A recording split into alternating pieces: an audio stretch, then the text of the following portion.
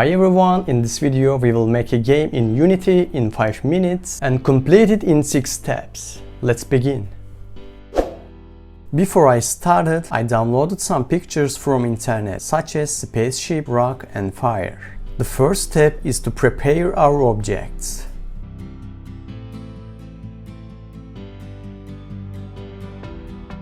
For this, I'm adding 2D collider to each object.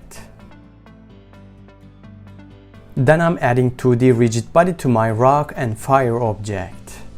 And then I'm setting the gravity settings of the rigid bodies. After that, I'm setting tags for each object to distinguish our objects from each other. Finally, I'm converting our objects into prefabs to be able to recreate them. To do this, I'm just dragging my objects to my prefab folder. Now, the second step is the controls of our spaceship. For this, I'm creating a script called ship controller and add it to our spaceship object. In the beginning, I'm creating our fire object. Then I will write code for our spaceship to move and shut. I will use the left, right and space keys on the keyboard. In order for our spaceship to move to the left, I'm adding value to its position in the negative x direction. Likewise, I'm adding value to the plus x position to move to the right. Then, I'm creating my fire object to be able to fire and applying force and move this object using the rigid body at first method.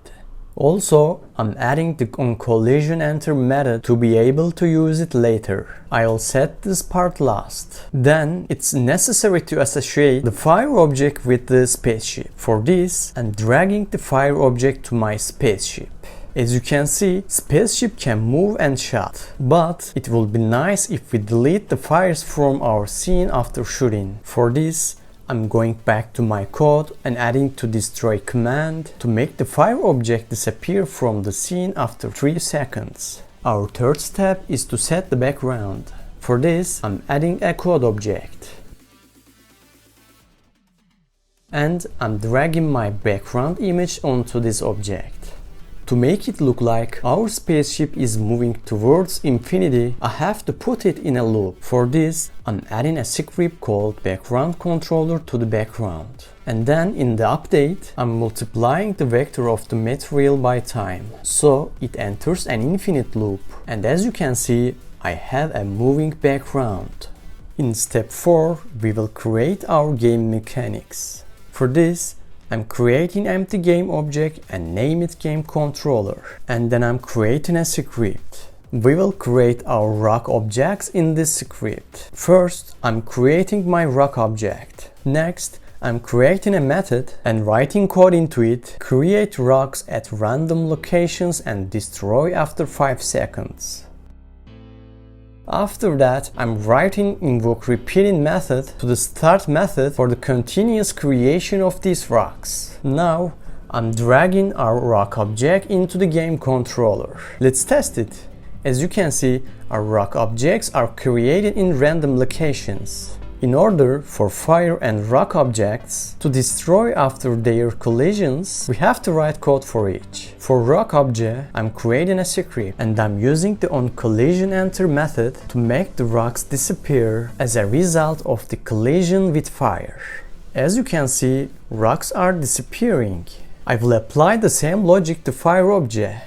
I'm creating a script for this, and in the same way, I'm using the onCollision enter method to make the fire disappear as a result of the collision with rock. As you can see the result.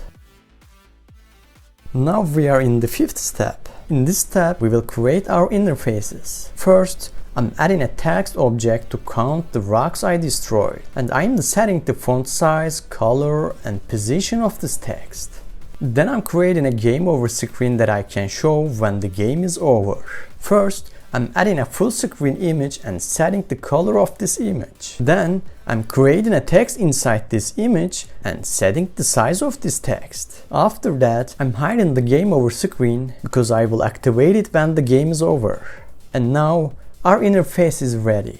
Now we are in the final step. For this, I'm going back to the game controller script. In this script, I will define the score and game over screen that I just created. Now I'm adding one text object, one integer variable, and one game object. I'm adding a method to increase and show our score. The score will increase by 1 and the text object will show this. After, I'm creating a method to activate the game over screen. In this method, I activate the object and stop the time. Then I'm dragging the interfaces I have created to the game controller. I'm going back to the Fire controller script. I will make a small adjustment here. I'm calling the score in this method, and this way I will have the score. Let's test it. As you can see, the score is increasing. I'm going back to the ship controller script for the game over screen. I will make a small adjustment here as well. I will use the onCollisionEnter method that I created before. The game will end when the spaceship hits a rock. Let's test it. As you can see, the spaceship collided with a rock and the game is over. We're done. Now we have a game. If you like this video, please hit the like button and subscribe my channel. Also leave a comment if you want more game tutorials. See you in the next video.